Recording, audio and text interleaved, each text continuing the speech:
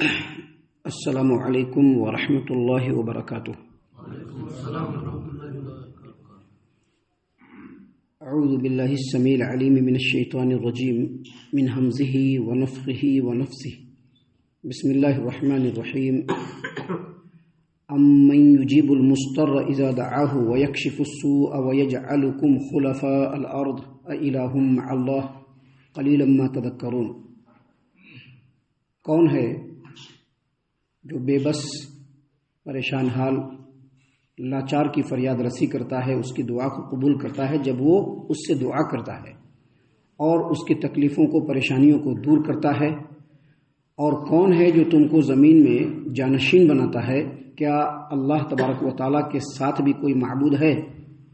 تم لوگ بہت کم نصیحت حاصل کرتے ہو۔ محترم سامعین کرام، سورۃ النمل سورہ نمبر 27 اور اسی سورت سے آیت نمبر 62 ابھی آپ کے سامنے تلاوت کی گئی۔ اللہ کی توفیق سے آیت کریمہ کا ترجمہ بھی آپ تمام کی خدمت میں پیش کیا گیا۔ سامعین کرام، اس آیت کریمہ میں اللہ تبارک و تعالیٰ نے انسانوں کو یہ تنبیہ فرمائی ہے،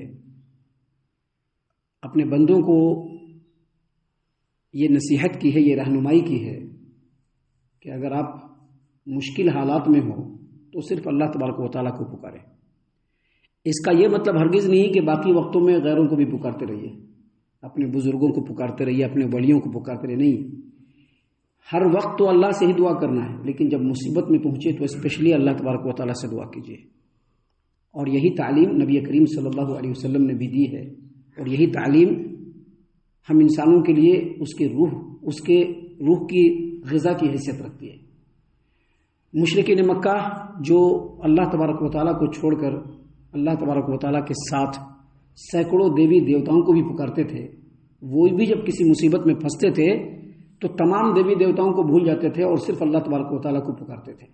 دیکھیے اللہ تبارک و تعالیٰ نے قرآن کریم سورہ بنی اسرائیل آیت نمبر 67 میں فرمایا، وَإِذَا مَسَّكُمُ الضُّرُّ فِي الْبَحْرِ ضَلَّ مَن تَدْعُونَ إِلَّا إِيَّاهُ۔ جب تم لوگ سمندر میں ہوتے ہو، دریا میں ہوتے ہو، کشتی پر سوار ہوتے ہو اور تم کو کوئی تکلیف پہنچتی ہے، مطلب ڈوبنے کا بالکل اندیشہ ہو جاتا ہے کہ اب ڈوب جاؤ گے، تو اس وقت اللہ کو چھوڑ کر جتنے بھی تمہارے معبود ہیں سب گم ہو جاتے ہیں، کوئی تم کو یاد نہیں آتے، صرف رب العالمین یاد آتا ہے۔ قرآن کریم سورۃ النحل آیت نمبر 53 میں اللہ نے فرمایا، وَإِذَا مَسَّكُمُ الضُّرُّ فِي الْبَحْرِ وَإِذَا مَسَّكُمُ الضُّرُّ فَإِلَيْهِ تَجْأَرُونَ۔ جب تم کو کوئی تکلیف پہنچتی ہے تو تم اللہ کی طرف رجوع کرنا شروع کر دیتے ہو۔ اس کا مطلب کیا ہے کہ جب آدمی پریشانی میں ہو، مصیبت میں ہو، کیونکہ پکارتا آدمی عام طور پر پریشانی میں ہے، اچھے حالات میں تو اس کو کچھ بھی یاد نہیں رہتا ہے، نہ اللہ یاد رہتا ہے، نہ لوگوں کی اچھائیاں یاد رہتی ہے، کچھ بھی یاد نہیں ہوتا ہے۔ لوگوں کی اچھائیاں کبھی آتی ہے جب برے وقت میں آتے ہیں تب، اور اللہ بھی کبھی آتا ہے جب برے وقت میں آتے ہیں تب۔ تو اللہ تبارک و تعالیٰ نے یہاں پر اصل میں اس بات کو واضح کیا ہے کہ تمہاری جو دعائیں ہیں اس کو صرف اللہ ہی قبول کرتا ہے۔ اللہ کے علاوہ تم کسی کو بھی پکار لو، تمہاری فریاد رسی نہیں کر سکتا۔ اللہ کو چھوڑ کر کے تم کسی کو بھی پکار لو، اس سے دعا مانگ لو، کوئی بھی تمہاری دعا کو قبول نہیں کر سکتا۔ اللہ نے فرمایا، امن یجیب المضطر اذا دعاہ۔ مجبور و بے بس پریشان حال آدمی جب پریشانی میں گرفتار ہوتا ہے، پریشانی میں مبتلا ہوتا ہے، اور ایسے وقت میں جب وہ پکارتا ہے تو کون ہے جو اس کی پکار کو سننے والا ہے؟ اس کا مطلب ہے کہ صرف اللہ تبارک و تعالیٰ۔ آگے فرمایا، وَيَكْشِفُ السُّوءَ، اور اس کی پریشانی کو بھی دور کرتا ہے۔ وہ کون ہے؟ یعنی پوچھا جا رہا ہے، لیکن اس کا جواب یہی ہے کہ اللہ کے علاوہ کوئی نہیں۔ دیکھیے ایک حدیث ہے جس کو امام احمد نے اپنی مسند کے اندر جابر بن سلیم الحجیمی رضی اللہ عنہ سے روایت کیا۔ وہ کہتے ہیں کہ میں نے نبی کریم صلی اللہ علیہ وسلم سے عرض کیا، آپ صلی اللہ علیہ وسلم سے پوچھا کہ اللہ کے رسول صلی اللہ علیہ وسلم آپ کس کی دعوت دیتے ہیں، کس کی طرف دعوت دیتے ہیں؟ تو نبی کریم صلی اللہ علیہ وسلم نے جواب میں فرمایا کہ میں اس اللہ وحدہ لا شریک کی طرف دعوت دیتا ہوں کہ اگر تم کو کوئی تکلیف پہنچے اور تم اس کو پکارو تو وہ تمہاری تکلیف کو دور کر دے گا۔ تم جنگل میں رہو اور تمہاری سواری جنگل میں گم ہو جائے اور تم اللہ تبارک و تعالیٰ کو پکارو، صدق دل سے پکارو، اللہ تبارک و تعالیٰ تمہاری سواری کو تم سے ملا دے گا۔ تم قحط سالی میں پڑ جاؤ، تمہارے علاقے میں سوکھا پڑ جائے اور تم اس مالک کو پکارو، میں اس کی طرف تم کو بلاتا ہوں، تمہارے سوکھے پن کو دور کر دے گا اور تمہارے پورے علاقے کو سرسبز و شاداب اور ہرا بھرا کر دے گا اور تم کو غلوں سے نواز دے گا۔ کہا جابر بن سلیم الحجمی رضی اللہ عنہ نے کہ کچھ نصیحت کیجیے، تو نبی کریم صلی اللہ علیہ وسلم نے فرمایا کہ چاہے کوئی بھی نیکی ہو، نیکی کرنے میں کوتاہی مت کرنا۔ اگر اپنے بھائی سے ہنستے ہوئے ملنا ہے اور اس سے نیکی ملے گی تو وہ کام بھی کرنا۔ کوئی ضرورت مند ہے جس کے پانی پینے کا برتن ہے اور اس میں ڈول سے پانی ڈالنا ہے تو اس کو بھی چھوٹی نیکی مت سمجھنا، وہ نیکی بھی کر گزرنا۔ اور دیکھو اپنا یہ جو کپڑا ہے تہبند پائجامہ جو نیچے ہوتا ہے، اس کو آدھے پنڈلی تک رکھنا، کیونکہ آج کل تو فیشن ہے بڑا ہو کہ چھوٹا ہو پائجامہ رہے گا یہاں تک، ہر آدمی کا ہے۔ اس حمام میں سبھی ننگے ہیں، بڑا بھی ہے چھوٹا بھی ہے۔ کیوں؟ اس کی وجہ بس یہ ہے کہ تکبر ہے، یہ گھمنڈ، اس کو گھمنڈ کہا جاتا ہے۔ اس کو لوگ سمجھتے ہیں کہ یہ فیشن ہے، اس کو لے کے سمجھتے ہیں خوبصورتی ہے، اس کو لے کے سمجھتے ہیں کہ اچھا لگتا ہے، لیکن نہیں، یہ گھمنڈ ہے۔ کیوں گھمنڈ ہے؟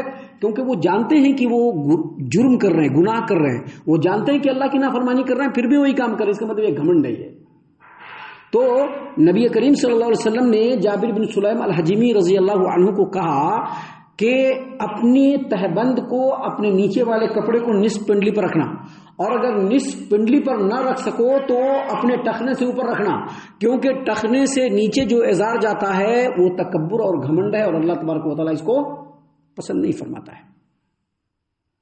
تو یہاں پر اس حدیث سے جو بات بتلانا مقصود ہے وہ یہ کہ نبی کریم صلی اللہ علیہ وسلم نے فرمایا کہ میں لوگوں کو اس اللہ کی طرف دعوت دیتا ہوں کہ اگر انسان پریشانی میں ہو اور رب العالمین کو پکارے تو اللہ تعالیٰ اس کی دعا کو ضرور قبول کرتا ہے اور اس کی پریشانیوں کو دور کر دیتا ہے۔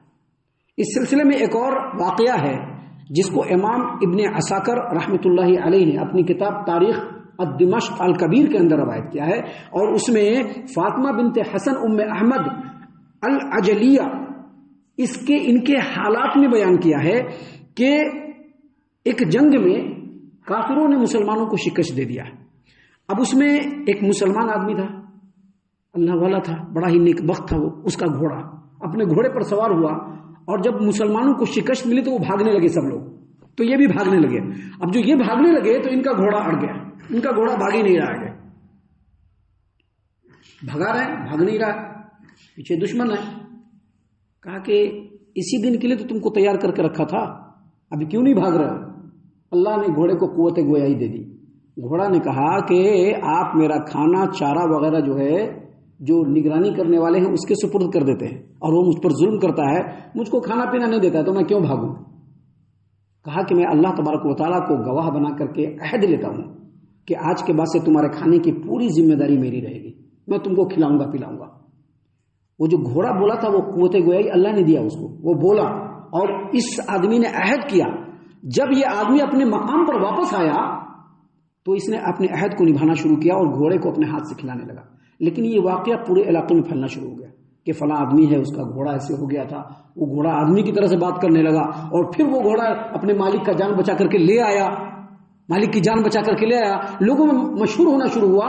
تو مشہور ہونے کی وجہ سے سارے لوگ اس کے پاس آنے لگے اور اس کے منہ سے وہ قصہ سننا شروع کر دیے۔ یہ واقعہ پہنچتے پہنچتے پہنچتے پہنچتے شاہ روم کے پاس پہنچ گیا۔ شاہ روم جو عیسائیوں کا بادشاہ تھا اس کے پاس پہنچ گیا۔ اس نے کوشش کیا کہ اس کو کیسے بھی کر کے ادھر لا جائے، کیونکہ یہ بڑا اللہ والا ہے، یہ رہے گا تو اس قوم کو ہرا نہیں پائیں گے۔ اس نے ایک مرتد آدمی کو اس کے پاس بھیجا۔ وہ مرتد آدمی پہلے مسلمان تھا، بعد میں مرتد ہو گیا۔ اب اس کے پاس آیا، کہا کہ دیکھیے میں اور میری قوم کے لوگ اسلام کے بارے میں اچھا خیال کرتے ہیں، ہم لوگ چاہتے ہیں کہ پھر اسلام میں آ جائیں۔ ایسے بات چیت بڑھانا شروع کیا، ملنا جلنا شروع کیا، دوستی بڑھانا شروع کیا۔ دوستی بڑھاتے بڑھاتے بڑھاتے بڑھاتے جب اس کو پورا شیشے میں اتار لیا تو کہا کہ چلتے گھومنے کے لیے۔ گھومنے کے لیے دونوں نکلے۔ ادھر پہلے سے ہی شاہ روم نے ایک آدمی کو طے کر دیا تھا کہ فلاں مقام پر اس کو لے کر کے آنا اور اس کو گرفتار کر لیں گے۔ جب یہ آدمی اس کو لے کر کے چلا اور اس مقام پر پہنچا تو دونوں سامنے آ گئے اور دونوں نے اس کو گرفتار کر لیا۔ جب گرفتار کیا تو اسی وقت اس بوڑھے اس مسلمان آدمی نے اللہ کی طرف ایسے نگاہ اٹھایا اور اپنے ہاتھ کو اٹھایا اور کہا کہ اللہ تیرے نام پر دھوکہ دے کر کے یہ مجھ کو لایا ہے، کیسے بھی کر کے تو مجھ کو اس سے بچا لے۔ اس آدمی کا بیان ہے کہ اسی وقت دو درندہ نمودار ہوا اور اس کو پکڑا، ان دونوں کو، اور یہ آدمی جان بچا کر کے اپنے گھر چلا آیا۔ اللہ تبارک و تعالیٰ نے اسی بات کو یہاں پر بیان فرمایا، امن یجیب المضطر اذا دعاہ، کون ہے کون ہے کہ جب وہ پریشان ہوتا ہے، جب آدمی پریشان ہوتا ہے، بے بس ہوتا ہے، لاچار ہوتا ہے اور اس کو پکارتا ہے تو اس کی پکار کو سنتا ہے، اس کی دعا کو قبول کرتا ہے، اس کی فریاد رسی کرتا ہے، وہ یکشف السوء اور اس کی پریشانی کو دور کرتا ہے. کون ہے؟ جواب کیا دیں گے؟ اللہ. اللہ کے علاوہ کوئی نہیں ہے، کوئی نہیں ہے. کوئی اگر اپنے بزرگ کو، اپنے اولیاء کو، اپنے اکابر کو سمجھتا ہے کہ ہم اگر پریشانی میں پڑیں گے اور ان کو آواز لگائیں گے اور وہ آ کر کے ہم کو بچا لیں گے تو یہ شرک ہے. اور اللہ تبارک و تعالیٰ نے آگے فرمایا وَيَجْعَلُكُمْ خُلَفَاءَ الْأَرْضِ، اور کون ہے جو تم کو زمین میں جانشین بناتا ہے؟ زمین میں جانشین بناتا ہے کیسے؟ آج ہم لوگ جو یہاں پر بیٹھے ہوئے ہیں، آج ہم لوگ اپنے پہلے والوں کے جانشین ہیں جو گزر چکے ہیں، اور ہم لوگوں کے بعد یہ جو آنے والی نسل ہے وہ جانشین بنے گی. یہ کون بنا رہا ہے؟ اللہ تبارک و تعالیٰ. مسلمانوں کی خلافت تھی، مسلمانوں کی خلافت جہاں ہے، آج جو جہاں پر خلافت کر رہا ہے، حکمرانی کر رہا ہے، کل اس کی حکمرانی رہے گی؟ نہیں رہے گی. ہے کہ نہیں رہے گی. ایک زمانے میں اسی ملک کے اندر ایک پارٹی ہے کہ نہیں، کتنا سیٹ لایا کرتی تھی. آج اس کی حکومت نہیں ہے. کل کسی اور کی حکومت آئے گی کہ نہیں آئے گی؟ یہ بنانے والا کون ہے؟ اللہ تبارک و تعالیٰ. ایک زمانے میں ہٹلر پورے جرمنی پر راج کرتا تھا. آج جرمنی میں ہٹلر کا نام و نشان نہیں ہے. نہیں ہے. تو اللہ تبارک و تعالیٰ نے فرمایا کہ کون ہے جو مجبور، بے بس، لاچار، جب وہ اس کو دعا کے لیے پکارے تو اس کی دعا کو قبول کرے اور اس کی پریشانی کو دور کرے. اور کون ہے جو تم کو زمین میں جانشین بناتا ہے؟ الہ مع اللہ، کیا اللہ کے علاوہ بھی کوئی اللہ کے ساتھ اس کام میں شریک ہے؟ اگر تم کہو گے نہیں تو پھر اللہ تبارک و تعالیٰ کے علاوہ کسی کی عبادت نہ کی جائے، صرف اللہ کی عبادت کی جائے. اللہ نے پھر فرمایا قلیلا ما تذکرون، تم لوگ ان باتوں پر غور نہیں کرتے ہو، بہت کم نصیحت حاصل کرتے ہو. ان باتوں پر غور کرو، نصیحت حاصل کرو اور اللہ کے علاوہ کسی دوسرے کی عبادت مت کرو. ابھی آگے اور بھی باتیں ہیں جو اللہ تبارک و تعالیٰ نے بیان فرمائی ہے، جس کو انشاءاللہ کل اور کل کے بعد کے درس میں ہم آپ کے سامنے پیش کریں گے. ہم اللہ سے دعا کرتے ہیں کہ اللہ تعالیٰ ہم تمام کو ان تمام باتوں کے اوپر خوب غور و فکر اور تدبر کرنے کے ساتھ ساتھ ان باتوں پر عمل کرنے کی بھی توفیق عنایت فرمائے. آمین. اللہ تعالیٰ ہم تمام کو صحیح معنوں میں پکا سچا مومن مسلمان بنائے، اللہ اور اس کے رسول صلی اللہ علیہ وسلم کی اطاعت و فرما برداری کرنے والا بنائے، صحابہ کرام رضی اللہ عنہم کے طریقے پر چلنے والا بنائے، جنت الفردوس میں جگہ عطا فرمائے. اے اللہ ہم تمام کو جہنم سے پناہ دے. اے رب العالمین ہم تمام کو جہنم سے پناہ دے. اے مالک الملک ہم تمام کو جہنم سے پناہ دے. آمین یا رب العالمین. وما علینا الا البلاغ المبین.